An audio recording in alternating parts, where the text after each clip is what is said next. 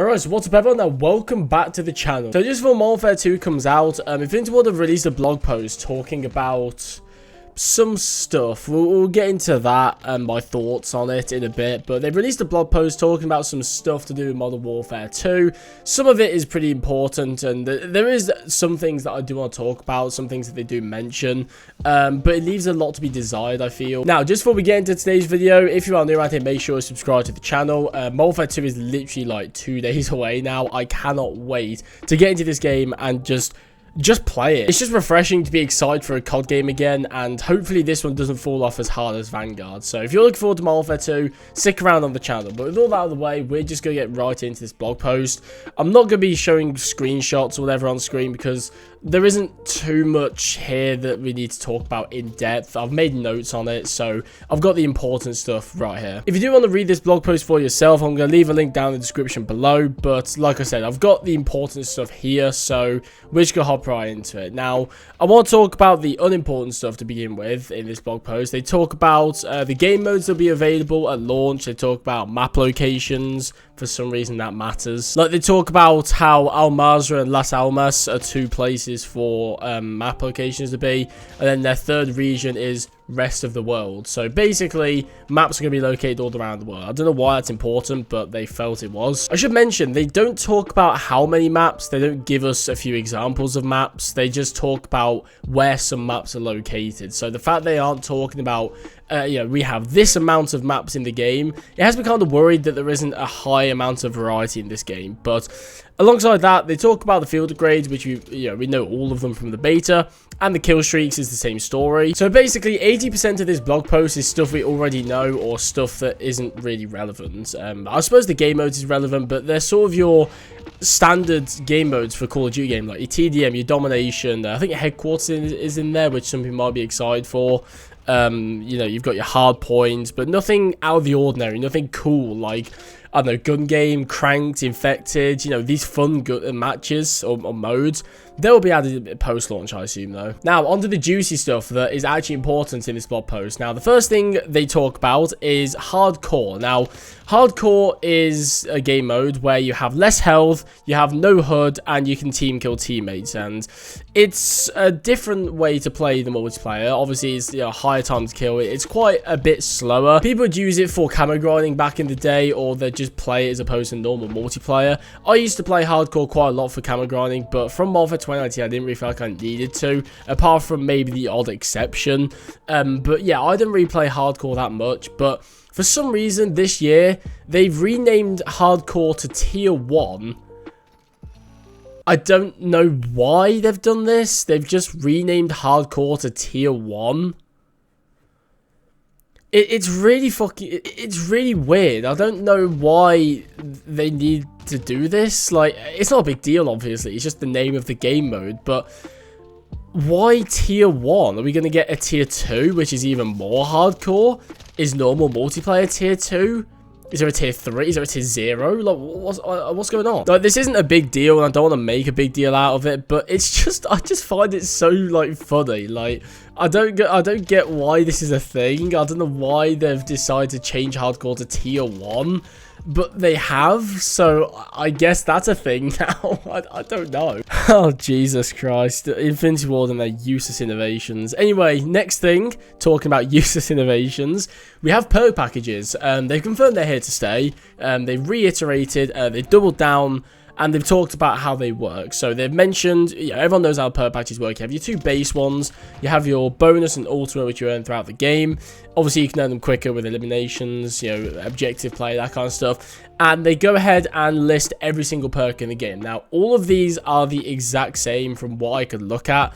The only thing that's different that I noticed is that Quick Fix is now an ultimate perk for some reason. I don't really know why it's an ultimate perk. I mean, they're saying that Quick Fix, comes alongside Ghost and Last Stand. Like, I just don't really think it's that big of a deal. Like, yeah, it's pretty game changing. I think it was fine in bonus, but to have it in ultimate alongside, Ghost and stuff, it's just so weird to me. Especially when the health regen in this game is so slow. Like, it's the same as well for 2019, where it takes like 4 to 5 seconds to actually start your health regen, and then you just regen instantly. It's unlike the other COD games where you would start your health regen about 1 or 2 seconds later, and it would regen slowly. For some reason, these games, they have it where, you know, you have a massive delay, and then you just gain health instantly. It's kind of weird. But now Quick Fix is an ultimate perk. I personally don't like this at all, because I love Quick Fix. I think it's probably my favorite perk to come out of Modern Warfare 2019.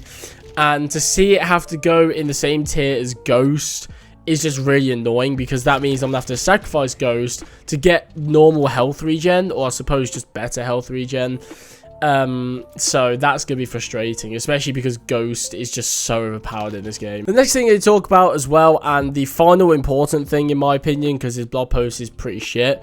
They talk about the field upgrades that we mentioned earlier, but Dead Science is still a field upgrade. There's no perk, there's no changes to it at all. They haven't mentioned the microwave noise that it makes when you activate the field upgrade. I don't know why that was even a thing. They haven't mentioned if they changed that or not. But Dead Science is still a field upgrade. It wasn't listed in the perk packages. It's listed in the field upgrade section, so another 2 years of that, I guess. Fun times. Now, it might end up not being a big deal, especially if they have adjusted the footstep audio from the beta, but if they haven't, and footstep audio is even as bad as Modern Warfare 2019, yet alone what it was in the beta, this isn't going to be a fun year. Although I had a lot of fun with the beta, I felt really limited in my movement in that game, because I literally wouldn't be able to use my sprint, or even just my jog, because I was scared that someone would just hear me, do a 180 and like pre-fire me from 60 meters away. You know, it just isn't fair. They talk about having this variety in gameplay choices, but they just limit your ability to actually rush or, you know, stalk or whatever the fuck. But we've talked about that before. We'll save that rant for the full game if it's needed. Now, that's it for the blog post. There isn't anything else really. A lot of this stuff is just the same as what we've known before. Or, well, yeah, that's it. It's literally just all the stuff we've known before, or it's just not interesting at all. Like, we have map locations, so we know that maps are in Las Almas, Al Mazrah, and the rest of the world. I mean, I could have told you that 2 weeks ago. The only two things that we've learned from this blog post that are actually new, apart from the game modes, which we didn't know what game modes we would have, is that Hardcore is renamed to Tier 1, and Quick Fix is an ultimate perk. That's all we've learned. 3 days away from the launch, and that's all we've learned. Now, yeah, you could say, well, just wait for the full game to come out, you impatient fuck. But I mean, we're at a point now in, I suppose, the gaming community where we expect a high level of communication from the devs, and that first blog post they put out for the Modern Warfare 2 beta, that set my expectations so high for the communication. I thought we was going to be getting highly detailed blog posts talking about all the things that we've been complaining about, you know, things like Dead Science, the footstep audio, perk packages, you know, all the things that we had complaints about from week 1. I thought that we were going to be getting a good amount of communication from them, and maybe even changes. However, since that first blog post, they haven't mentioned it since. They haven't mentioned any of those core issues like the SBMM and disbanding lobbies, footstep audio. I think they mentioned that in week 2, but not a lot. You know, that first blog post really set a high bar for communication, and they haven't met that since, which is just frustrating to me. And if they haven't made these changes, I want to know why. I mean, I know why. It's because they want to promote dog shit plays like camping or sentinels. But even so, it's nice to hear them admit why they're doing certain things, and not hearing that from them, especially after this long, is just frustrating. But like I said, that's everything on the blog post. We got nothing about progression and our prestiges, or lack thereof. We got nothing on mastery, you know, mastery camos, which is usually to be expected, to be fair. I mean, I don't think there's ever been a year where they actually talk about mastery camos before, but they have mentioned in the past that they want to talk about it, and they want to reveal some stuff to do with mastery. Now, I'm not sure if they were sort of implying we had to wait till launch, but the impression I got is that we were going to be getting a blog post or some tweets or something, but I'm not mad about it. We're only 3 days away, so I suppose we'll find out then. But the main issue I have with this blog post is that we have nothing about the big changes from the beta to the launch, because although I really enjoyed the beta, don't get me wrong, I'm still looking forward to this game so